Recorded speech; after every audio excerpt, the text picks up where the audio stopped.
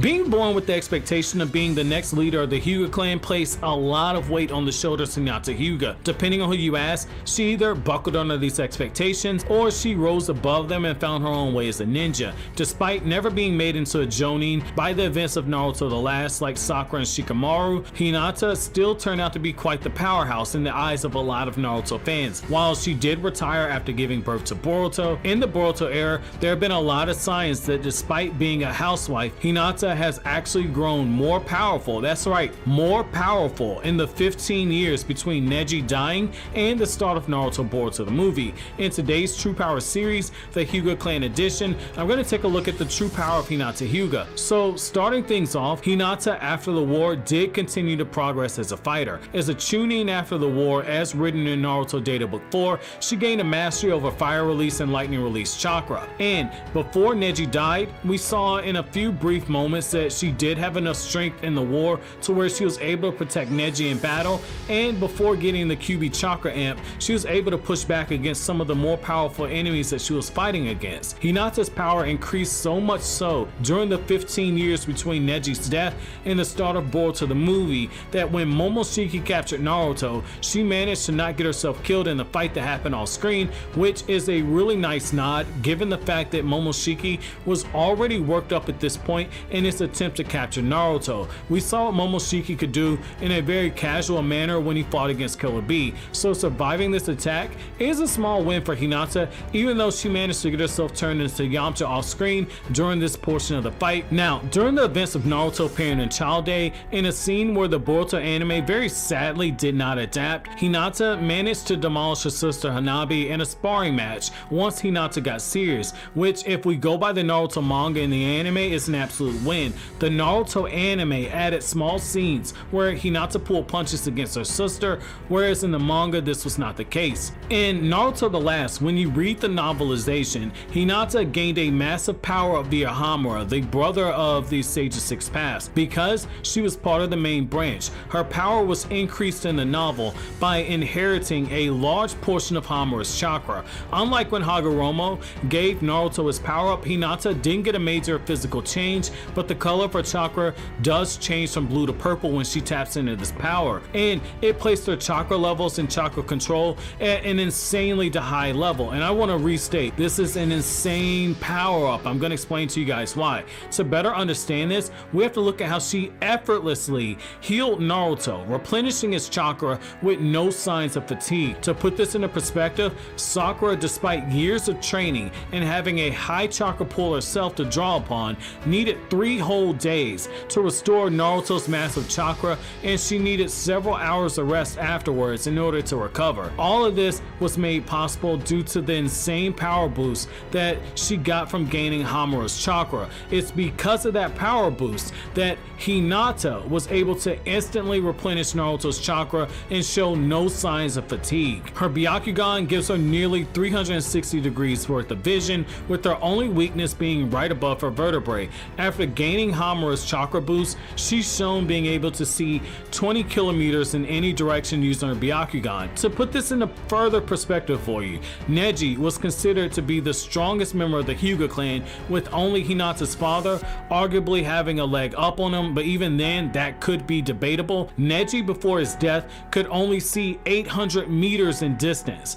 800 meters is roughly half a mile. After receiving Hamura's chakra, Hinata can see 20 kilometers. That's roughly the equivalent of seeing 12.5 miles in distance. Essentially, Hinata's Byakugan became 12 times more powerful than her father's and Neji's after the war. The effects of Hamura's chakra are still being shown in the Boruto era, where in the Sasuke Shinden novel, it gets revealed that Hinata doesn't even need her Byakugan fully activated to pick up on the precise locations of people via their chakra, despite her not being a natural sensory ninja. In comparison to the other members of her clan, Hinata's Byakugan is not only the most powerful, but even as a retired ninja, it's still evolving without her training it. This makes her even scarier when you consider the fact that the Byakugan allows her to see the chakra pathway system, and her attacks are meant to target that very same thing. Before the events of Boruto the movie, Hinata is known far and wide as being the go-to master, the definitive master of the Byakugan, as shown in the promotional material that's thrown out before Boruto the movie. Adding even more to the effects that she got from Hamura's chakra,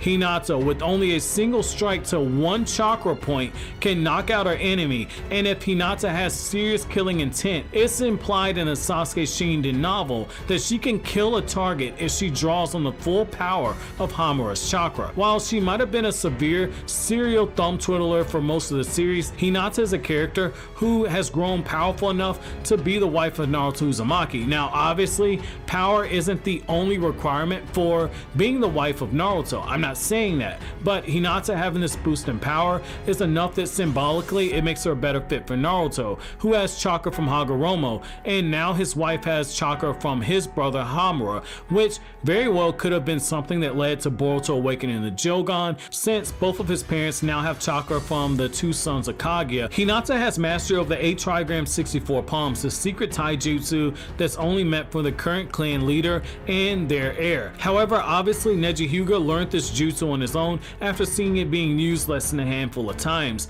This jutsu takes the nearly 360-degree perfect vision of the Byakugan, and it delivers a series of taijutsu strikes that's meant to attack the chakra system, or in the hands of a more skilled user, it can be used to deflect projectiles being thrown at them. The attacks are broken down into a set as follows: 2 strikes followed by 2 more strikes, bringing the total to 4. 4 more strikes, bringing the total to 8. 8 more strikes, bringing it to a total to 16. 16 strikes to bring it to a total of 32. 32 more strikes in order to bring it to 36 strikes. Before Hinata mastered this jutsu, she had her own variation, the 8 trigrams 32 palms. Instead of closing off 64 chakra points, Hinata can only close down 32 when she uses this. The 8 trigrams twin lions crumbling jutsu is Hinata's most powerful attack, and was mastered once Hinata gained the chakra of Hamura. This attack is an improved version of the Gentle Fist Twin Lion's Fist. Now, Hinata taps into Hamura's chakra, and with increased chakra, increased strength, and increased destructive power, the sign that she's using this attack is that she has purple chakra flowing around Hinata's fist. The idea of adding Hamura's chakra to her original attack is pretty cool when you think about it, in my opinion, since it parallels some of the stuff that Naruto did when he got Hagoromo's chakra and incorporated a lot of that into his ninjutsu arsenal. The air palm jutsu is used by precisely targeting a specific point of the body and using the Byakugan as a way to get the vision. Hinata shoots a high-speed thrust that creates a vacuum blast at her enemy. Now, Hinata has an improved version of this attack where Hinata uses both of her palms being brought together to send a powerful blast of compressed chakra at her enemy, and she attacks their vital points. In the war, Hinata needed Neji in order to perform this jutsu, but as an adult, Hinata can perform this jutsu alone. Her Gentle Fist hand-to-hand fighting style was developed by the Hyuga clan with the intention of attacking an enemy's internal organs as well as the chakra network. Hinata, with a series of strikes, is able to hit the chakra pathway system,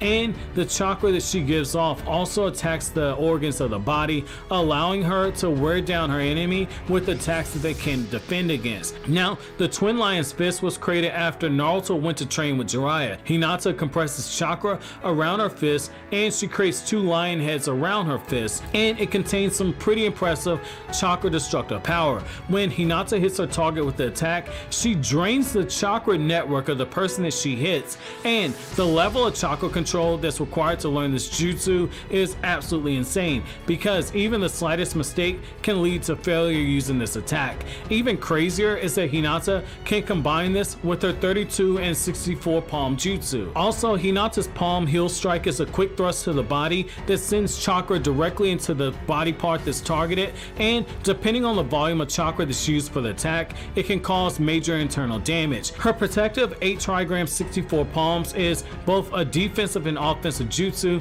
depending on how Hinata chooses to use this. This jutsu was once created by Hinata just before Naruto returned to Konoha. Hinata generates a consistent stream of chakra from her palms to form razor-sharp blades. This allows her to hit several dozens of targets and allows her to slice through whatever target she locks onto. When she does this for defensive usage, she's able to form a barricade that is weaker than the 8 trigrams rotation, but it's still just as effective. So as you guys can see, while Hinata Hinata might be off the road of a ninja in the Boruto era, the power-up that she gained from Hamura in the events of Naruto the Last are still being felt by her body well over a decade later. The Hinata that we all know is now stronger than the one we've grown accustomed to, and is without a doubt the strongest member of the Hyuga clan to ever live, which is a very long way from getting her brains beat out by Neji in the tuning exams. Now, I want to know from you guys, did this video change your opinion on how powerful Hinata is,